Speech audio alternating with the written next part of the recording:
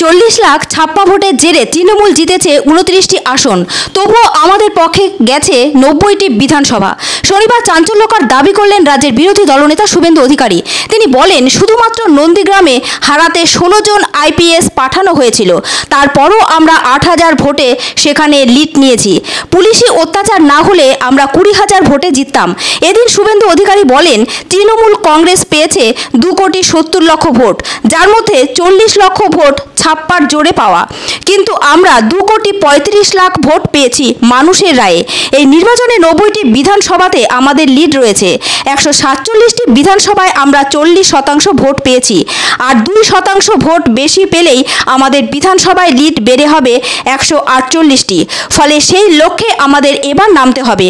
উল্লেখ্য, 2024 সালের বিধানসভার নিরিখে বিজেপি যেমন 90টি আসনে এগিয়ে রয়েছে, ঠিক তেমনভাবে তৃণমূল কংগ্রেস এগিয়ে আছে 192টি আসনে। কংগ্রেস এগিয়ে আছে 11টি আসনে এবং সিপিএম এগিয়ে আছে 1টি আসনে। পূর্ব মেদিনীপুর জেলার 16টি আসনের মধ্যে 15টি আসনেই বিজেপি আছে। রাজনৈতিক বিশ্লেষকরা মনে করছেন এটা শুভেন্দু অধিকারীর বড় জয়। শুভেন্দু অধিকারী বলেন, আমার জেলায় 16টি বিধানসভা আসনের মধ্যে 15টি আসনেই আমরা এগিয়ে রয়েছি। তৃণমূল কংগ্রেস মাত্র 1টি আসনে এগিয়ে রয়েছে। স্বাভাবিকভাবেই এত কিছু করেও মানুষের মতামত আমাদের পক্ষেই রয়েছে। শুভেন্দু অধিকারী এদিন দাবি করেন, শুধুমাত্র ডায়মন্ড হারবারেই 10 লক্ষ ছাপ্পা দেওয়া হয়েছে। শুভেন্দু অধিকারী পরিষ্কার জানিয়ে দেন, পশ্চিমবঙ্গে অবাধ ও নিরপেক্ষ ভোট করানো খুবই কঠিন কাজ। তথাপি কেন্দ্রীয় বাহিনী থাকায় মানুষ এবার বুথে গিয়ে ভোট দিতে পেরেছে, কিন্তু রাজ্যে যে সকল দুষ্কৃতীদের দমন করা দরকার ছিল সেটা কেন্দ্রীয় বাহিনী পারেনি। উদাহরণ হিসেবে তিনি বলেন, কেন্দ্রীয় বাহিনীকে পরিচালনা করেছে রাজ্য পুলিশ, ফলে তারা সব জায়গায় ছাপ্পা ভোট আটকাতে পারেনি।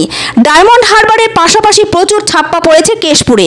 বিরোধী দলনেতা শুভেন্দু অধিকারীর ভাষায়, কেশপুরে ছাপ্পা ভোট পড়েছে 1,30,000।